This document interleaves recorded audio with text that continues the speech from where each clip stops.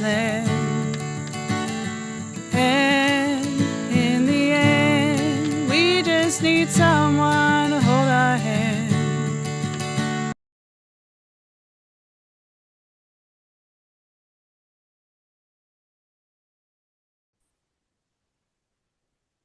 Hi, everybody. Welcome back to Everyone is Addicted. Today's guest, Brian, has graciously come on to share his experience and his knowledge with opiate addiction and probably, I would say, more addictions than just opiates. But yeah, uh, so welcome, Brian. Thank you so much for coming on and talking to us. I really appreciate it. And welcome and nice to meet you. Thank you, Jasmine. It's very nice to meet you as well, and I look forward to talking to you. So yeah, tell us a little bit about yourself. My name is Brian Townsend, and I'm the president of Only 2MG. Only 2MG is a nonprofit organization dedicated to raising awareness of not only illicit fentanyl, but other public safety threats. So let me give you my background of why I got to this part in my life. Almost 30 years in law enforcement. I was a police officer for 5 years, and then I was with the Drug Enforcement Administration, the DEA, for 23 years. So 28 years total. And I still work in law enforcement, but no longer carry a badge and gun. I'm now in a training capacity. I work for an intelligence center in the Midwest, and I work with law enforcement in 9 states, from Missouri all the way up to southern Canada, right above Minnesota, Wisconsin, that area. I'm close to the border myself, so that's actually not very far away. Oh, awesome. Well, we support law enforcement in the 9 states with a variety of resources, and I am the training arm. I provide a lot of different training, and early on, I was, well, not early on, continued, asked to develop curriculum on drug-specific topics, surveillance, informants, interviewing, what are drugs, right? And I developed a class on opioids, and it just took off. This was in late 2022, and it was a 2 hour class, and it went really, really well. We did it in October of 2022. We did another one in November and another one in December. And every class evaluated really well, and people wanted more. And it really just took off from there. And it, for me, when I left DEA, I was still looking for. I left DEA because I wanted to. I love DEA. I had a great career, but I knew there was something else in my life. I knew there was another chapter to write. And I was doing the training, which was part of my next chapter, right? This is something I really wanted to do. And when I did the opioid training, it really started to open up a lot of things, feelings about, some of the stuff that I've seen in my career and how I can help people. And I realized pretty quickly that my resume, my background, my experience would put butts in the seat, put people in the seat. And if I could educate people, then it was a win-win, right? It helped me, it helped the people in the room, and then I felt like, they could become force multipliers. And I think part of the problem is we don't have enough awareness. We have a drug in our drug supply right now, illicit fentanyl is what I'm talking about, that I've never seen a drug make more of an impact. I've never seen a drug uh, kill as many Mhm. people and have the profound impact that this drug has. And I say that all the time. After 30 years in law enforcement, I've never seen a drug with more of a profound, That's a why I profound think impact. the training is so important because I'm in Canada, like you said, but I even know a girl that is from where I live, and the police weren't properly trained on Narcan, and she ended up passing away because they weren't properly trained. So that's why I think this is so great that somebody is trying to properly train, because I feel like there's a little bit of a lack in that because fentanyl is a newer drug, and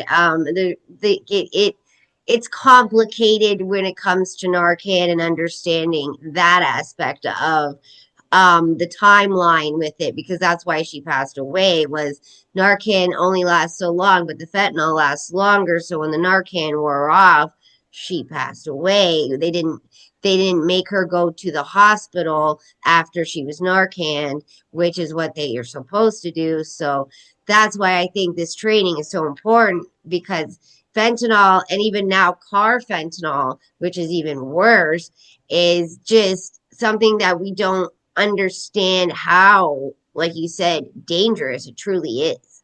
Yeah. So I appreciate the fact that you're really trying to spread this awareness because we need it. We really do. Yeah, absolutely. I don't know if you can see the boxes behind me there, but that's all naloxone. Uh, I That's a handed lot of naloxone. and I go through a lot. I hand it out in all my training, show people how to use it, how, how quick, safe, and effective it is. And actually had a police officer in Wyoming, probably about a week right after my training, they contacted me and says, "Hey, we were able to deploy the naloxone that you gave and showed us how to use during this training to That's save a life." amazing. And yeah, it still gives me chills, and I'm hoping, well, I don't hope there's more out there in a strange way. I hope there's more out there if they need to be out there, Hmm. but ultimately I hope that people aren't overdosing, Exactly. So yeah, originally the training was for law enforcement, but it quickly got into the public domain, if you will. Hmm. And I love when other folks are in the room, and now I speak to whoever will listen to me. It's expanded from the 2 hour class in October of 2022 to a 4 hour class. I also have other training I do specific to fentanyl and emerging public threats. I talk to a lot of children, a lot of young adults. I think that's critical. Uh, Hmm. Learning that a lot of these folks are not getting this type of education at home. And I'm not trying to replace parents. I'm just trying to provide knowledge. And I know that people are going to be in situations where they're going to be forced to decide whether or not they want to use these drugs or harmful substances. And if I can give them some knowledge and make them more successful in their choices, then that's a win-win. And I know I have been. I've had I can think one that really touches me. I did a college presentation, about 500 students in the room, and about a month later, I was at the same school for a different event, and I was just an audience member. And one of the students walked up to me. I had no idea who he was, and told me that he had seen me speak, the month prior, and he had been making some decisions in his life, and using drugs and alcohol, and uh, really made him think. And he was seeking some help, and some other things that are obviously private. I don't want to disclose, but Yeah, just to realize that maybe something I said had the impact for him to take that step forward. That's a beautiful thing, and right, it and that's what is. I'll be doing. Well, that's exactly what is kind of I feel needed, especially like for me, where I didn't understand. Like I did fentanyl for only like a month. I was abusing prescription Percocets, but wasn't able to get Percocets one time and did fentanyl and then got addicted to it for about a month. But my husband had 3 heart attacks because of the fentanyl, and obviously I went to a methadone clinic to get sober. And when I did my urine test, I realized I wasn't just doing fentanyl. I had heroin, meth, drugs I had never thought I'd ever done in my life were in my urine. So that's the thing that they're like when you're getting fentanyl, unless it's from an actual doctor, you don't know what's in it either. And they also mix it in with the cocaine a lot of the time to make it more addictive to keep you coming back. But like even on your shirt where it says only 2 milligrams will, especially if you don't have a tolerance, you're done. Like it's not, it's really, really scary how unsafe fentanyl truly is.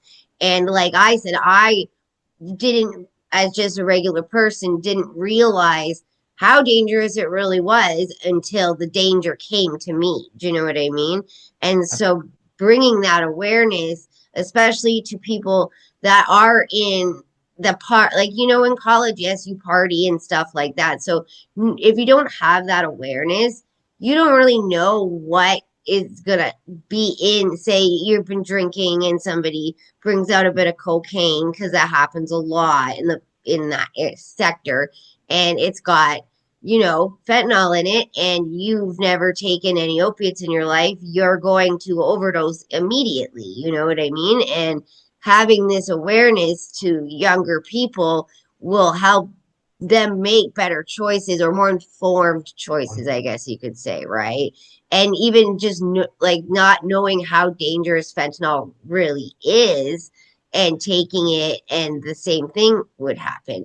You know what I mean? And like, um with my I have two young children, and I let them know as much to the degree of their age about this stuff as I possibly can. They know I do this podcast. They know that mommy still goes to a methadone clinic. I don't take methadone. I take Suboxone. I think methadone is highly addictive and very dangerous, in my opinion.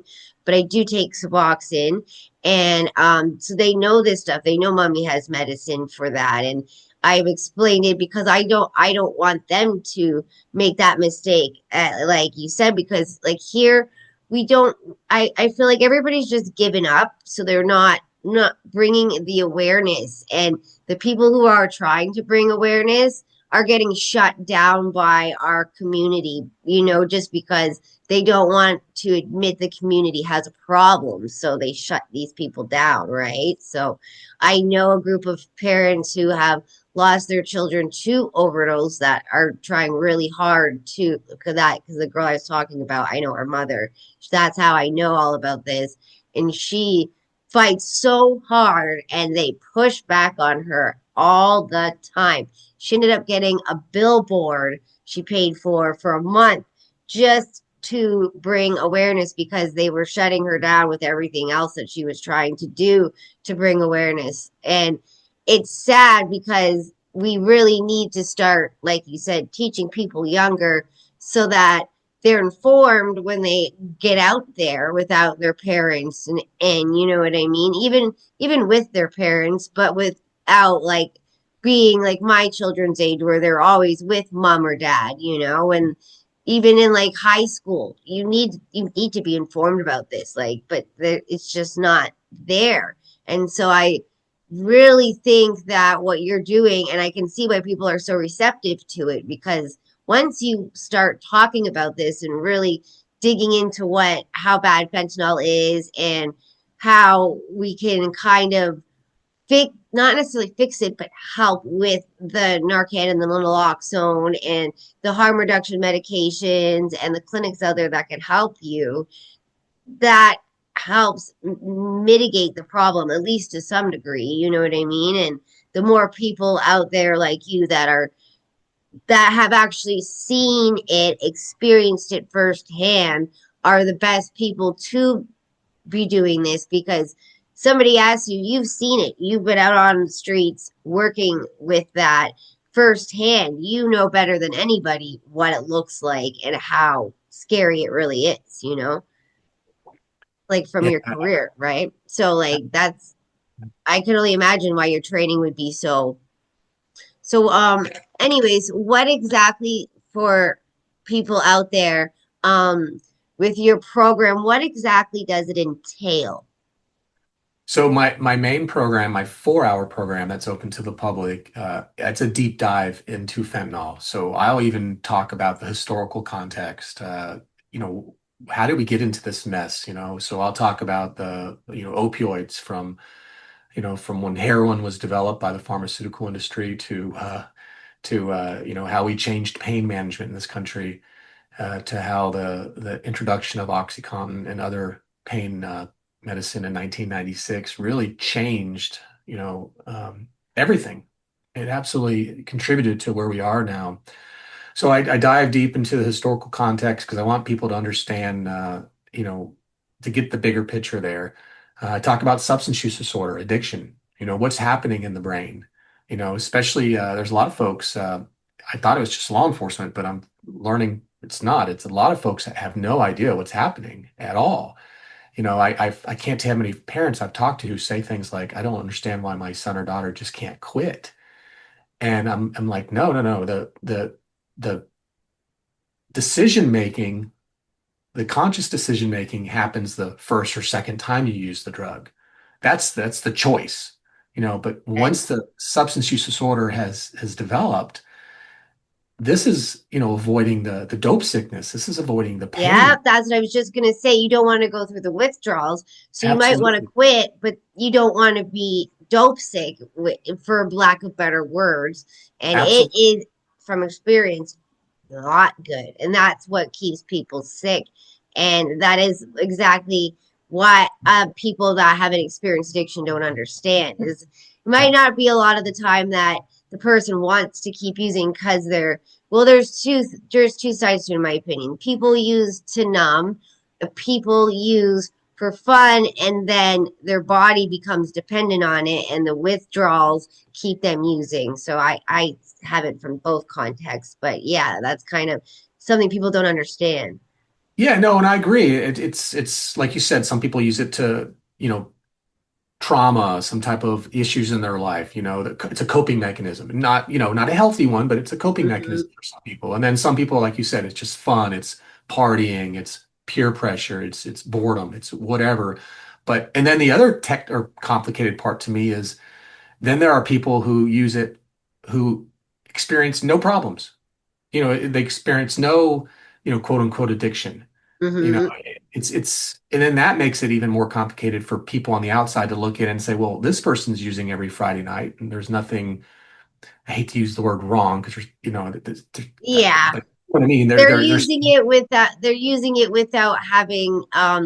They have more control over their usage. absolutely, and everyone's a little different. And that's one thing I'm trying to explain people in my training is there are people out there who can use drugs every Sunday night and Monday morning they're back to work and everything's normal and you'd never know. And then there are people whose lives just turn around, like that.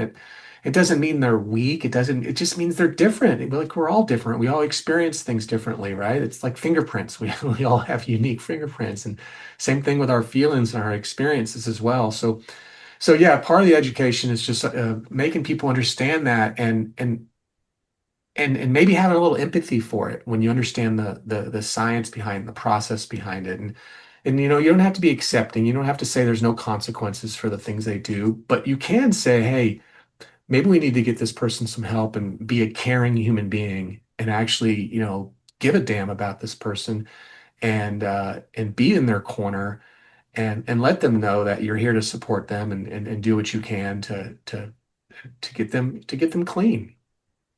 Exactly, because that's the biggest thing I see. Is that this is why I actually started my podcast, was because I was walking through a very heavily populated homeless area in my town, and I thought people were just treating them like they were, either they weren't there or people were making comments about them amongst themselves, right?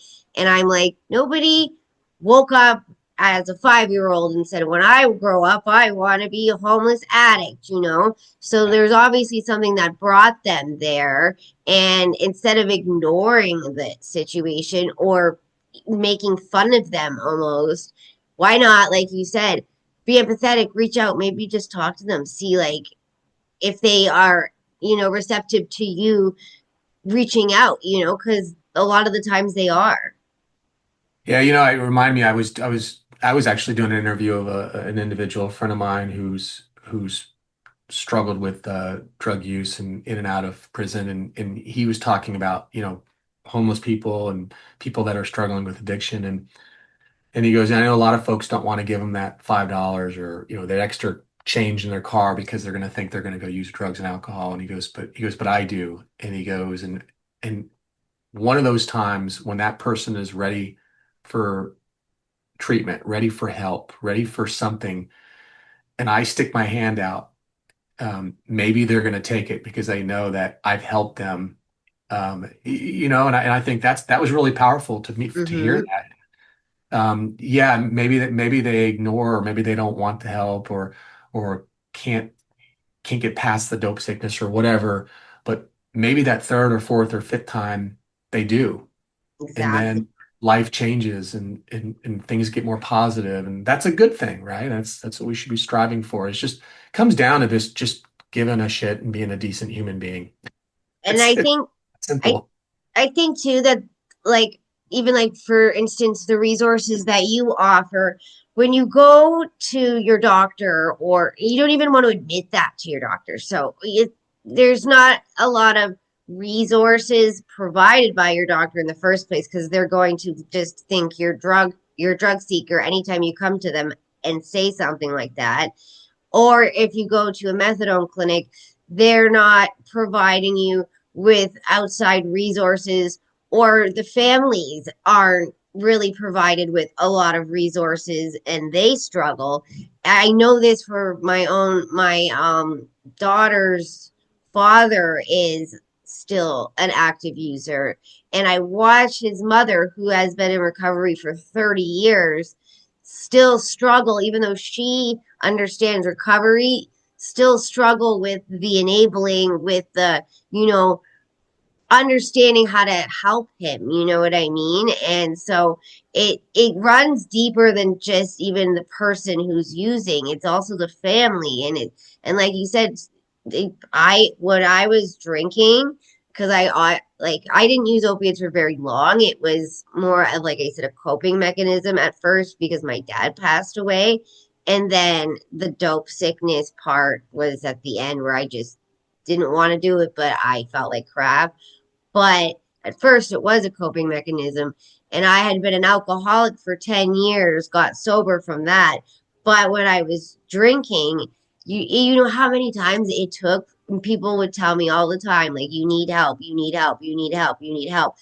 Finally, I was like, okay, I see this clearly now. I do need help, but it just sometimes doesn't always compute at Yeah. first. You know what I mean? And that's the problem is people think, oh, they don't want help because the first time you offered it, they didn't want it, but it's not maybe that they didn't want it, it's that they weren't understanding you, they weren't ready, and like I said, with the lack of resources, a lot of people don't want to go to AA. Like, there's so many other things out there than just AA, but we're not told that. So that's why I like to talk to people like you that have programs and that have I can't even think of the word. I don't know why. I think it's because I can hear the music.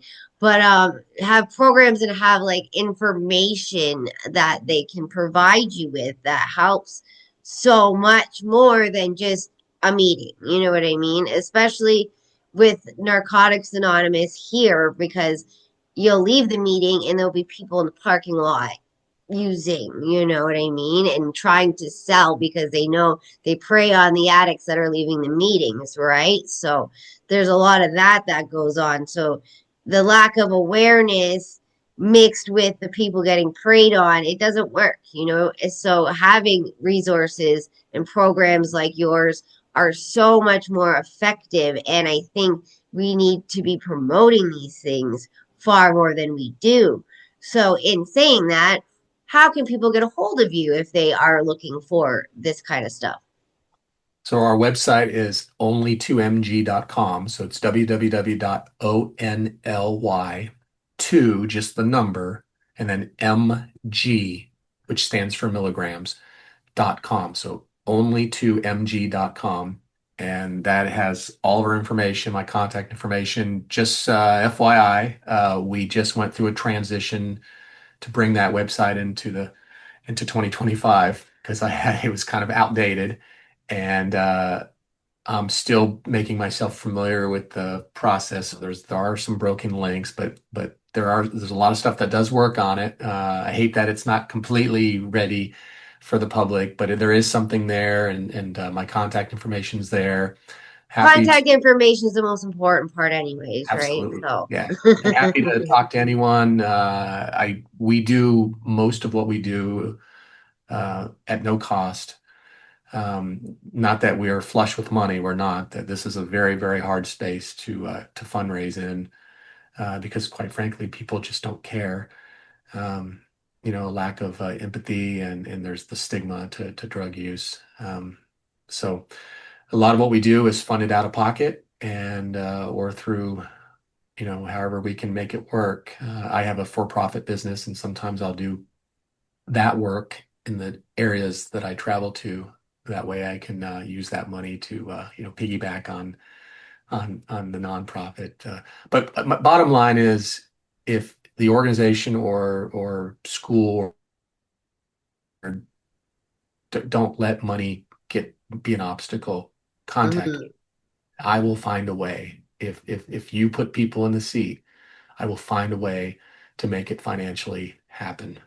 So. And what, like, from going from working in the DEA, what made you want to branch out and start doing this? What was it that kind of set you towards this path? Yeah, I've always had an interest in training and teaching. I've always been the guy who, hey, there's a organization that wants someone to come, and talk to them. And I'm the guy who raised his hand and says, yeah, absolutely. That sounds good. So I've always had that interest. I love talking to people, spreading awareness. And when I retired from the DEA, I opened up my own training and consulting business. It's called Eagle Six Training. And then that led into working with an intelligence center to train specifically law enforcement, because I know this world, right? I've navigated in it for 30 years.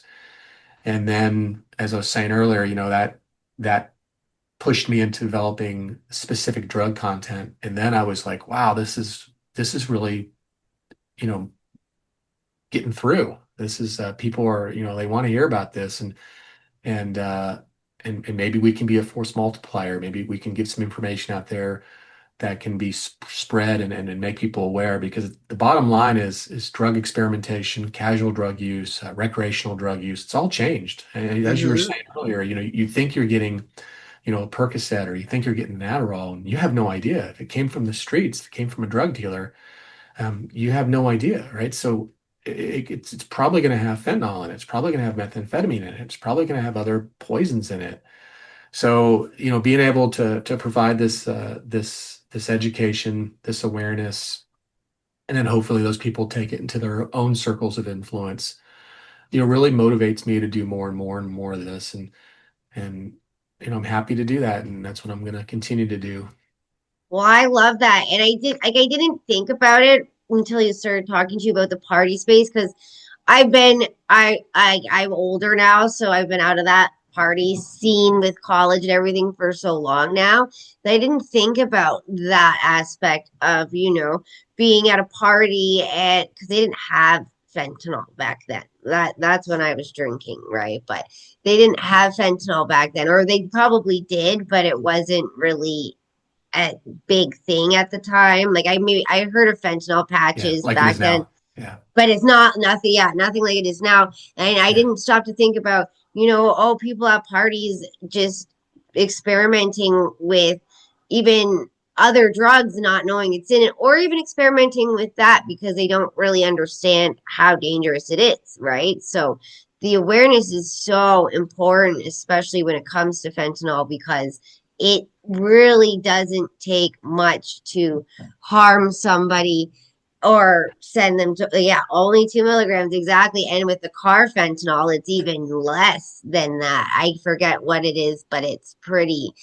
I I think car fentanyl is supposed to be like 10 times stronger than is it 100 or is it 10? I can't. I 100. think it. Yeah, I wasn't sure it was 100 or 10, but I knew it was pretty. I was gonna say 100, but I'm like maybe I'm wrong. But I It's know that, strong. yeah, it's even stronger and it's even more synthetic, so it's even worse. And people who are making it are not people who are trained to do these things, right? Oh So gosh, no, not at all. And now the nitazines, and there's other synthetic opioids out there that we're seeing more and more of, that we haven't been able to test, or most places don't test for, but now we're starting to test for these substances, and we're finding it more and more in our drug supply. People have no idea. I mean, in the United States, one of the things that I look at is our drug supply and drug submissions by law enforcement. Last year, 41% of all cocaine submitted by United States law enforcement contained fentanyl. 17% of all methamphetamine contained fentanyl. 75, almost 80% of all heroin, if you can find heroin, yeah, I contains was gonna say. fentanyl, right? And then you look at the pills, like we spoke about. I mean, the big ones still are the oxys, the Adderalls and the Xanax bars. Um, you're not getting those substances If unless it comes from a real doctor or a real pharmacist, you're not getting those substances. You're just not. You're getting, whatever the drug trafficker puts in them. And Hmm. quite often it's fentanyl. In fact, 5 out of 10 pills that have fentanyl in them have more than 2 milligrams of fentanyl. And we know 2 milligrams is the lethal dose for someone, who doesn't have a tolerance to this deadly drug. And It's that's incredible what's happening, poisoning our, our, they our I know the reason they do it is because, say, like if you're like a cocaine dealer, if you put a little bit of fentanyl in it, it makes people don't understand, and it makes them think this is better. This is a better product. This is getting, intense. Yeah. yeah, this is a better high. So I want to come back to you. Do you know what Yep. I mean? And that's how they do it, but they don't have any like it's not a controlled thing, right? So you don't know how much you're getting it in. It also depends on how much cocaine you did that night. Like, so it's really, really scary. And just even listening to those statistics you said, I like blows my mind, especially with the pills. I like know there's pressed pills, but I didn't realize that there was that much fentanyl actually in pressed Oh, yeah. pills. Yeah. It's scary. I was talking to an aunt who lost her niece. Her name was Dallas. They live out in California, 20 years old. Her and her two girlfriends were having a little slumber party and bought an Adderall and from a drug trafficker, and they split it in three pieces, and she never woke up, But and that's what I mean by the partying part. Like, that's something I didn't think of is, yeah, exactly that kind of thing. Like I remember having sleepovers with my friends and doing similar things like that. You know what I mean? Like, oh, we've got a little bit of ecstasy or cocaine and we're gonna just, split it in between us and have a little bit of fun. And you don't realize that there's other things in it. And I didn't even realize that till I took a drug test years later, how much it really isn't pure whatever you're getting, unless like you said it comes from a direct doctor prescription, right? And absolutely. It's much worse. Like you said, when you and I were younger, you had a fighting chance. mm, I can't tell you how many folks I've spoken to who are in recovery that said, I am so thankful that fentanyl wasn't around. I remember I talked to a lady, she was struggled from methamphetamine for years and years and years, and she's older now, and she says, gosh, I would be dead had fentanyl been in our drug supply, when I was a teenager and I was struggling with my substance use. And I thought, oh my goodness. And I hear that all the time. It's just, you don't know. And that's the difference between, this generation and previous generations. And, mm-hmm, and I tell young people all the time, look, maybe it's not fair, get mad if you want, but the reality of it is your dope supply is different than mine was. yeah, 100%. And even here, because like our healthcare is free, right? They Mhm. do give out free Narcan kits for people, and you can go to the pharmacy and they will train you. Like, so you go to the pharmacy, you ask for it, they train you on how to use it. But it's not like everybody, like you said with that slumber party, it's not like they thought, oh, we should go get this because we think this is going to be in our Adderall, especially Adderall. Like I would never think that it would be like Adderall or Xanax. Yeah. I'd maybe in an oxy pill or something, but not something completely different. You know what I mean? Like Adderall or Xanax, I would never think that there would be fentanyl in that. If I was to buy it off the street, I would just think that it was an Adderall, not and or maybe have mixed in. I honestly would just think it's what it is. You know what I mean? I wouldn't think anything of it, but once you hear these stories or those statistics, it's insane. Like, and like you said, we had a fighting chance because, yeah, we used to sit in basements and maybe experiment a little bit, but there wasn't that fentanyl, car fentanyl, and even here now they're putting elephant tranquilizer into the fentanyl as well. I Yeah. forget what it's called. I can't. I like. Silencing. Yeah. Yeah. Yeah. And so And I talked to somebody from the UK who said that they have something called monkey dust, which is fentanyl, carfentanil, the elephant tranquilizer, and something else. And like, so now it's just playing Russian roulette with whatever party drug you're taking because you don't even know what's in it now. And I mean, there's probably other stuff. Like, I mean, when I did, I used to call ecstasy a bathtub drug, right? Because they mixed everything in there. You never got the same kind of high because there was always different things in it, but it wasn't as extreme as fentanyl. And so when I was talking to the lady about the monkey dust, I was like, like I was like, that's like bathtub drugs times 10, like death sentence right away. Like, it's scary. It really is. Like, just those statistics are still blowing my mind. I'm like, holy cow. I'm like, that awareness needs to be shared so much because those statistics alone, I think, would keep people away from wanting to try things, I guess you could say. Like, you know what I mean? Like, if you were to talk to a 14-year-old about that and those statistics, it would make me at that age think, okay, maybe I don't want to try this, instead of before when I was younger and it didn't have that threat. So that's so important.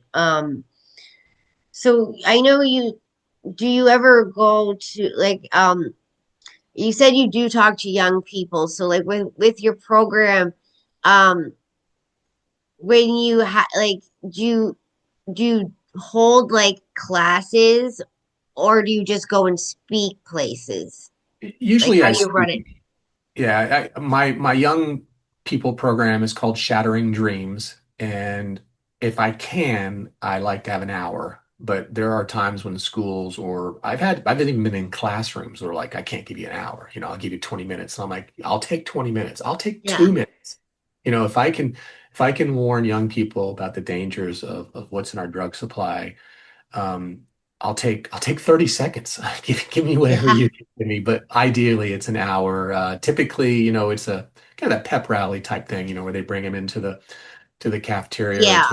to the theater area, and cram the seats with as many people as you can. That's ideal, and I love that, especially when I have 500, 600 kids in the room, Oh you know, yeah.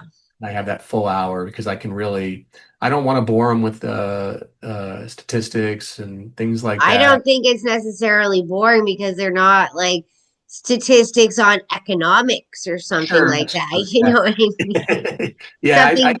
yeah. No, you're absolutely right. But I really try to dive into, what fentanyl is, what it does, and really how little it takes to kill you. I don't think a lot of folks realize that. I share the story now of the Adderall pill. I mean, a third of a pill. We're talking, That so we blows talk my about mind. the chocolate chip cookie effect, the fact that, you eat a chocolate chip cookie, you might not get a chocolate chip on every bite. It's the same thing with fentanyl. I show them how little 2 milligrams is, and sometimes I'll even take a little glass vial and I'll put a little bit of sugar in there and I'll have that passed around and that usually blows their mind is that little of a drug can kill you. And the other comparison that I give them sometimes is I talk about heroin. Most young people, at least high school, college, know what heroin is. Hmm. And I'll show them what a deadly dose of heroin looks like, which is about 30 milligrams. And then I'll say, by contrast, here's what fentanyl looks like. So now we have 2 milligrams as opposed to 30 milligrams. And I want them to physically see the Hmm. difference because they all agree that every single one of them, I say, raise your hand if you know what heroin is. And then I say, okay, keep your hand up if you think it's a deadly drug. And they'll raise their hand. I'll say, okay, you agree with me. These are your words that heroin is a deadly drug. Well, this is how much heroin can kill you. Well, now let me show you a drug that makes heroin look like Sunday school. Yeah. This is the difference. And that usually I hear a lot of because they get it, they understand that comparison. So that's my job is to empower them with this information. So again, when they're forced with these decisions, because I'm not naive to think they're not going to be in these decisions. I'm not naive to think that they're not going to experiment with drugs or alcohol. But if I can at least give them a fighting chance, then that's a good thing. I agree. I know somebody who was a cocaine dealer, and he would use the fentanyl test strips, and he Ugh. would test his cocaine before he sold it to make sure that it didn't have fentanyl in it, because that's how bad it really is. Because Yeah, I'm not a big fan of the test strips. I'm not. I've never used them, so I don't know much about them. So yeah, I would like to hear all about that. The problem I have with it is we just fentanyl, only 2 milligrams. Again, we're talking about a, the tip of a pencil, right? A tip of a pen. I mean, we're Even with talking about a the couple chocolate granular salt. chip, and when I think of the chocolate chip cookie thing you're talking about, it might be not be in that part you tested. Absolutely. I mean, you think about it. I mean, the fact that they split an Adderall pill into 3 parts and it only had fentanyl in 1 part. I mean, this happens a lot with pills. You split a Percocet in half Mm, or Xanax bar in half and you don't know. So you're talking a little tiny amount. So they test strips were really pushed early on for the pills, the Fenta pills, right? So mm, let's say you and I want to use a pill that we hope doesn't have fentanyl in it. So we buy three, one for you, one for me, and one that we're going to test. Well, we test this pill and it's negative. Well, that doesn't mean your pill is negative. Doesn't mean my pill is negative. We don't know what that batch looks like. And there's so much fentanyl in our illicit drug supply that there's a good chance that you and I might have fentanyl in ours, but the one we mm. test doesn't. So it gives people a false sense of security, and that really concerns me. I'm not saying that we should, just get rid of them, but I understand why, at least in the United States, why some states have continued to outlaw them because I don't like that Makes false sense of security. Yeah. that I never thought about it, and that honestly makes a lot of sense, especially when you use that chocolate cookie analogy. Do you know what I mean?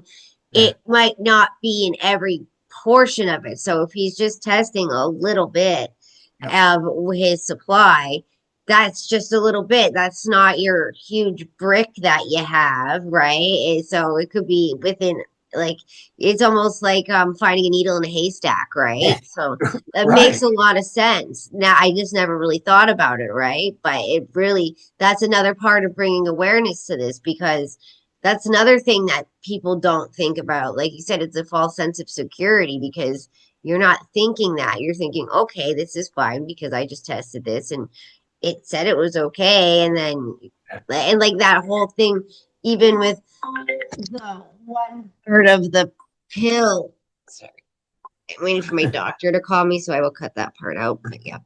Um, but yeah, with that 1/3 of the pill, like them splitting the pill into three and only one person getting the effect, really, really hits home to me just to think of it like that. Because, like, I definitely, even I used to snort pills. So if you crush it up and you push Yep. 3 lines between 3 people, it's the same kind of a thing, right? And I just think about that. I'm like, oh my God, that's so scary. Like, oh man, thank God it wasn't around when I was younger. Holy crap. Like it's like for young people nowadays just to party, it's so dangerous. Like holy cow.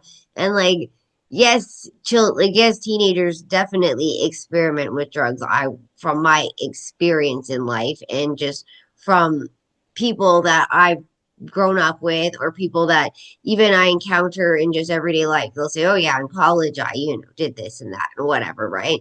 But that wasn't around, so that threat wasn't as intense. And we are, because fentanyl hasn't been around that, like to the degree it is now, that long, right? So it's just really overwhelming to know, like, that the statistics of how much it's in all of those different drugs, the fact of with the test strips I never thought of, or the fact that it's only in a certain portion of the drugs. Like it's so much to really think about and digest before you go out there and do that. And you know, people are, it's not like, every school once a month has somebody come in and talk about awareness, or even like once a year, but we need that. Like we need that now. And so I think that like your program and what you're trying to do is amazing. And I wish there was more people doing this because I thought I knew a lot about fentanyl, but you really just taught me a whole lot more, you know what I mean? And that's the thing. We need to be educated on this because like who knows, like my even like my best friend, she'll go out. I don't use obviously, but she drinks and she'll go out to a bar, and sometimes people will offer her cocaine and she'll do it, and she's not thinking what if there's fentanyl. She has no opiate tolerance, she doesn't take opiates, she could easily just drop. And I always think about that, but now I'm like really like I'm gonna have a huge conversation with her after talking to you, that's for sure. Holy cow. But Thanks. with your program and stuff like that, is it just you that does it, or do you have other people go out and talk to schools and talk like do talks and stuff like that? Right now, it's me. I have one other individual who was able to do some things local to him. Um, the plan, how we're going to scale only 2MG Incorporated is to have multiple instructors who have this type of background and get us out into the world Mm, and speak, consistently with the same, consistent curriculum. But that's a funding problem. Like I said, a yeah. lot of what I do right now is out of pocket, and unfortunately, there's no tree next to me that I can shake and dollars fall off. So if I can solve the funding part, which we're working on, then yeah, I expect to see multiple instructors out. There's a lot. My entire board is retired DEA. Every one of us. Well, And I can't tell you how many folks in the law enforcement community who have reached out to me and says, "I'd love to teach. I'd love to work with you." I just can't, I can't pay them out of my pocket. So once we mm, figure out the funding problem, then yeah, that's how we're going to scale this. We're going to, and I do work with other people who aren't affiliated with only 2MG who are in the same space, and I promote them. There's an individual out in California. His name is Rocky Hearn. He's a retired DEA agent. He spoke to over 100,000 young people, over 100,000 in several countries. I mean, he is doing amazing work, and I am. This isn't about, my organization's better than everybody else. This is yeah, about, exactly. so Awareness. absolutely. So if you want to bring Rocky out, then I'm all for it. That's a great thing. So there's a lot of other folks like him that are doing the same thing. But yeah, to answer your question, right now it's me, but hopefully in time there's gonna be more of us. Well, I understand the funding aspect because I like to create personal resource guides for people. So say you come to me and you're a parent and your child's in addiction. I have from doing the podcast resources from people I know that provide like things like what you provide, and I like to give them resources specific to what their needs are, right? But obviously it's just me, and I'm not going to charge people for resources. Obviously I'm just trying to help guide them into either finding recovery in a way that they aren't going through a relapse cycle, you know what I mean, or just for them to learn a little bit more about what they're doing, or for parents to learn more. And I've talked to interventionists, and I like that kind of resource for families for help. Like, you know what I mean? Yeah. It's just tailored to what they need. And it's the same thing. It's like I can't shake a tree, but I'm also not going to charge people for resources. You know what I mean? I don't want I think that's wrong. I just want to help them. But at the same time, I just have to like promote the idea of it. You know what I mean? It's kind of like with you, it's like promote it. Let's go. This is something that can help people. Let's go. And Absolutely. that's what I do with the resources. So like for me, if somebody came to me now about fentanyl, you would be a resource that I would provide them, if you know what I mean. So that's kind of why I like to talk to people like you that are out there trying to help, because then I can use that to pass on to somebody that needs that help. And so that's why I think it's so important, like you said, not be like, oh, I'm better than you or this or that. It's more about all of us coming together and helping the people that need that help and bringing awareness to the people that don't understand. So it's all about, harm reduction, I suppose would be the best word for it. I don't know. It's Oh, just so much. I'm still wrapping my head around those statistics. Oh my God. Woo! But so I really like that like what you're doing. I'm like trying to think of so I'm going to try to like I said, promote it with through my resource guide. Maybe I'll find somebody that has got some pockets that's like, oh, I like this. You never know. That's the best thing about doing these kinds of things because then we can help promote each other and maybe somebody will hear it and want to help you, you know what I mean, on your mission, especially because it is so important. Like I that's the thing that I really wish the more like you know what I mean, more people that work for the city and that actually have the power to put like this program that you do into schools as a curriculum, do you know what I mean, as a portion of their curriculum, that would save so many lives, but they don't listen. So it's frustrating, right? yeah, it's frustrating. And there are some school districts that parents are absolutely against things like this. They're um, out of sight, out of mind, I guess, is the mentality. And parents are an interesting group. I have a lot of experience trying to reach the parents. It's difficult to get a lot of parents into these talks. Normally, it's because they're struggling with a family member, or maybe they've lost a family member to fentanyl poisoning. I've had families tell me that if we go, other people will know that we have a problem in our house, and they don't want that. And I thought, who The cares what other stigma.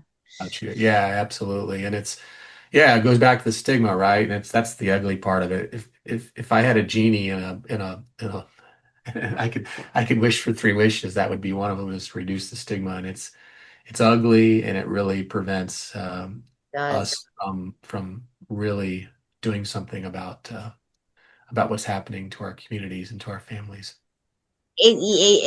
like anonymity, like that's the thing I always find keeps people sick in within the 12 steps, because somebody doesn't that maybe works in the medical field or is a lawyer or some form of in a higher position, they don't want anybody to know that they are having a problem, so then they don't go seek help because they don't want people to know, because they could lose their job, right? It Mhm. comes down to that at certain points. Like I interviewed a lady that was a newscaster for Fox, CNN, a couple other ones, but she had gotten a DUI when she worked for Fox, and they fired her because she had a problem with alcohol, and just and she had obviously been hiding it because her in her position, she then it just looks bad because she's on TV and people are like, "Oh, she's an addict," da, da, da, da, da, and there's the stigma. And yet, the reason why she was an alcoholic was because she was a disaster reporter. So she was like reporting on like 9/11, the bridge that happened, a few other really extreme things, and she was right in it, talking to people, seeing the trauma, and then the trauma was affecting her from the things that she had seen, and so she started to drink to cope with her job, and then it led to that DUI, which led to her losing her job. And so that's why I see what you mean with they don't want to know. They don't want people to know because there's a stigma, and the stigma could have ramifications depending on what you do. Like, especially in law enforcement, if you have a problem, the last thing you want to do is go and seek help and have it known, because the last thing you want people to do is be like, well, you're a police officer. How can you be a police officer if you have a drug addiction? You know what I mean? And I actually interviewed a police officer that did have a drug addiction, and he hid it because of that, and it wound up, he ended up in prison because he took things out of the storage locker because his addiction had become so bad, right? Because he'd been hiding it because he was afraid to get help. It all stemmed from him having a neurological disease, right? So it's just like the stigma is just terrible, and it's not fair, I guess you could say, because it really keeps people sick. And I mean, I will accept the stigma because I don't work in an industry where it would affect me to have that label. But if you do, or if you're a family that likes to keep up with the Joneses or whatever it is, you're not going to want that either. And I could see that being the issue with families with you, right? Oh yeah, absolutely. It's ugly. It's ugly how we treat this this problem. You know, if I told you I had a family member who was struggling with cancer, you'd probably, you know, pray for me and Mm-hmm. eat her every day. And if I told you I had a family member struggling with addiction, you'd probably turn your lights off and look the other way and not want, want any interaction with me anymore. It's horrible how we treat people, and we keep people in the shadows because of it. And until we find some empathy and actually give a damn about our fellow human being, then it's not going to get much better. Well, before I let you go, do you have any last tips or anything that you want to say before I do let you go? Yeah, that'd be wonderful. We actually have our second annual drug summit in Kansas City metro area, Kansas City, Missouri. So it's in Overland Park, Kansas, which is near Kansas City, Missouri. It's May 19th and May 20th. We did a drug summit last year in Springfield, Missouri. It went really, really well. We had probably 150 people in the room. This year, we hope to double that amount. We have 2 days of amazing national speakers. It'll be a minimal cost because I have to fly these people in, and again, I can't do that on my own dime. But I think it's $125 to register. That, That yeah.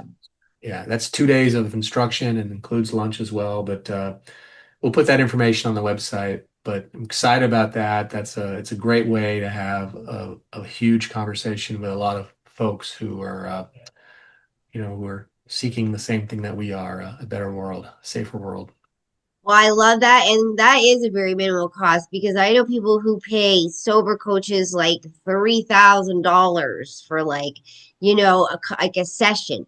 So that is minimal cost for especially for what you're getting. So I mean, realistically, if you're wanting help, that is the way to go. That's just my thought. But thank you so much for coming on today. I appreciate it. I learned so much, and I thought I knew everything, and I learned a hell of a lot more than I knew. So thank you so much. I appreciate it, and I just appreciate the awareness that this interview will bring to people and the awareness that you're going to bring to many more people. So thank you for what you do. It is something that is very selfless, and I think it's uh, amazing.